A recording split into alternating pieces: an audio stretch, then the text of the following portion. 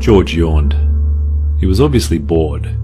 He'd agreed to come round mine for a sleepover because I was new at school, and he wanted to see what kind of house I lived in, get a sense of what I was like.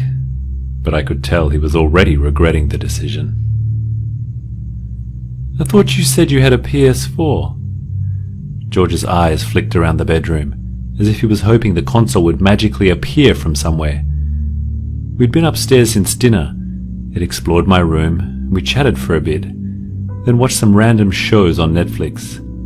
Things were going okay at first, but as the last light bled out of the day and the sky outside darkened, I could tell George was losing interest. That was when I suggested we do something a bit different.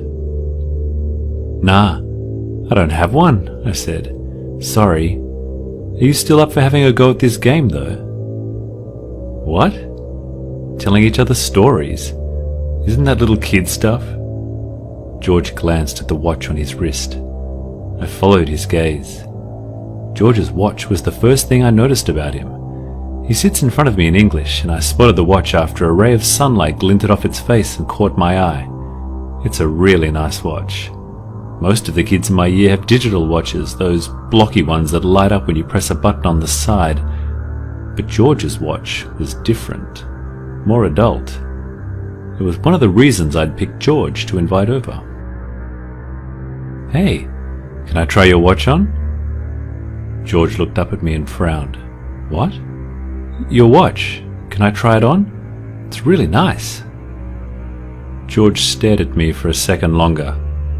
"Sorry, I don't let anyone try my watch on.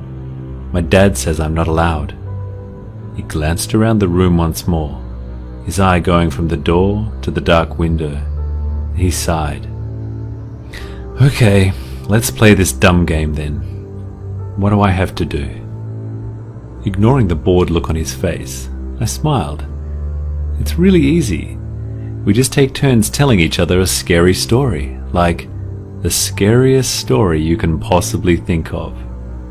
Then, whoever's is the scariest wins the game." George rolled his eyes. "I don't know any scary stories. Besides, I think I might get some sleep soon. I'm pretty tired." "Come on, just one each.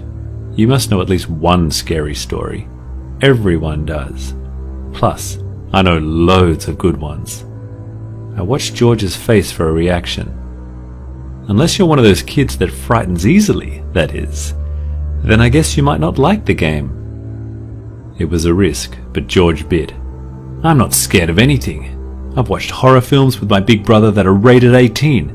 We even found one on YouTube that's been banned, and I still watched it." I didn't say anything. I just looked back at George and smiled. After a few seconds, he let out another sigh. "Fine, let's play a stupid game then. But after you're done failing to scare me, that's it. I'm going to bed." George went first. His story wasn't bad, in fairness. It was one he said his uncle told him a couple of years back. Nothing I hadn't heard before. Basically, there are two kids, and one of them gets hit by a car and dies. After the funeral, the mother gives the surviving kid some money to go get liver from the store, something to cook up for dinner. Because he's sick in the head though, the kid pockets the money, digs up his brother, and removes his liver instead. Then, later that night, the dead brother rises from his grave to come and get the kid in his sleep. It's a decent enough story, but I'd heard it 100 times already. I didn't let on though. I made all the right faces and jumped at the right parts. George got quite into it. He gestured his arms and his watch glinted in the light from my bedside lamp. His blonde hair spilled across his forehead. He was so into the story he didn't seem to notice. After it was over, he sat back and grinned. "I thought you were going to start crying at one point," he said. "You might as well give up now anyway. I'm not scared of anything." I looked across the room at him. The house was quiet now and had been for a few hours. When we'd first come upstairs, there was still noise coming from below. The faint sound of the TV in the lounge, the rattle of plates being put away in the kitchen, And now there was only silence. Beyond the bedroom window, tree branches rustled in the wind. The occasional car passed by on the road outside. And that was it. I grinned at George. "So, you're not scared of anything at all?" "Nope, nothing. Not even stories that are true?" George let out a bark of laughter. "Ha! Nice try. Just hurry up and get it over with, will you? I'm already bored." "Okay, fine. My story is about a family," I began. "A family that looks normal enough on the outside, but isn't really normal at all." George rolled his eyes again. He was starting to annoy me quite a lot by now, but I didn't let on. I just carried on with the story as if I hadn't noticed. This family moves around a lot. They never stay in one place for too long. They can't, you see. The family's good at disguising themselves. They're good at hiding their secret, but they still can't go taking risks. If they stayed in one place for more than a week, they might get found out. Someone might discover what they really are. "So, what are they then?" George asked. I wanted to tell George not to interrupt, to just sit still and listen to the story, but I bit down the urge. Instead, I just grinned at him.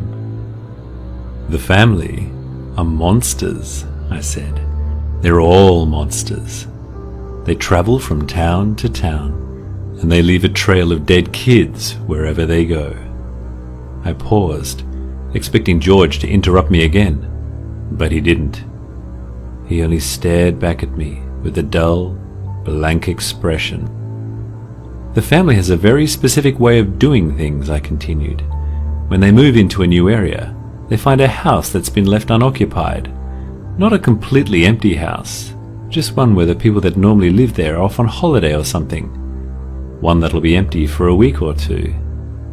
The family doesn't need long. A couple of weeks suits them just fine. So, they break into this house, and then they go about setting the trap. It's their own kid they use. They send him off to make friends in the neighborhood, round the nearby parks, maybe off to the local school under a fake name. Tell him to get to know the other kids. The family is hungry by this point. Really badly hungry. But they don't do anything just yet. They've learned to be patient." I paused and took a breath. This was a story I'd told before, but I found I liked it more and more with each retelling. The trick was not to rush though. You had to savor it. I'd opened the bedroom window when we first came upstairs, and now a draft of cold air blew in. It ruffled the curtains behind George. Tree branches shook in the garden outside, the leaves whispering to each other. George watched me, not saying anything. I had his attention. "The kid's parents don't have to wait long," I continued. "They never do. They've trained the kid well, you see. He's not just a victim in all this. He may only be young, but he knows how the game works. Once the family has been in the area for a little while, a few days, maybe a week at most, the kid makes his choice. He picks a new friend to invite back to their house. The parents give him an incentive too. He's still too young to share the tastes they have. They tell him that's something he'll only acquire when he gets older, but he still gets something out of it." What does he get out of it?" George's eyes were fixed on mine as his knees began to fidget. "He gets the other kids' stuff," I replied. "Whoever he picks, he gets to keep all their belongings after his parents are finished with them." Somewhere in the house below us, a door slammed. George's eyes flicked away from mine towards the bedroom door, then back again. I smiled at him. "So," George kept his eyes on me as he tried to formulate the question. "So, what exactly do the parents do with the kids they take?" "Oh, they eat them," I replied. "They eat their insides, They tear the kids open while they're still screaming, and they pull out their guts and intestines by the handful. Wolf everything down until there's nothing left but a husk. I grinned. Somewhere below us, a floorboard creaked. The sound was faint and muffled, and I don't think George heard it. Can you imagine what someone looks like when they've had everything inside them removed? They hardly even look like a person at all. It's like the stuff a snake leaves behind when it sheds its skin. The glow from the bedside lamp made George's skin look pale. His lips were slightly parted as he stared at me. "But how do they get away with it?" he asked. "Don't the parents of the kids that get taken come looking for them the next day, when their kids don't show up back home?" I grinned back at George. I'd been hoping he'd ask this. "Oh, the family's long gone by that point," I said. "They vanish like shadows in the night. The only thing they take with them is the remains of the dead kid. And when their parents come looking for them the next day, all they find is a locked house that belongs to somebody else." Another floorboard creaked. It was louder this time, and we both heard it. The sound had come from the corridor outside the bedroom. George's eyes darted in the direction of the door. "What was that?" "Oh, that was nothing," I lied. "Probably just the house settling. There's nothing to be scared of, George." I eyed the watch on his wrist and imagined what it would look like on mine. From the corridor outside came the soft sound of approaching footsteps.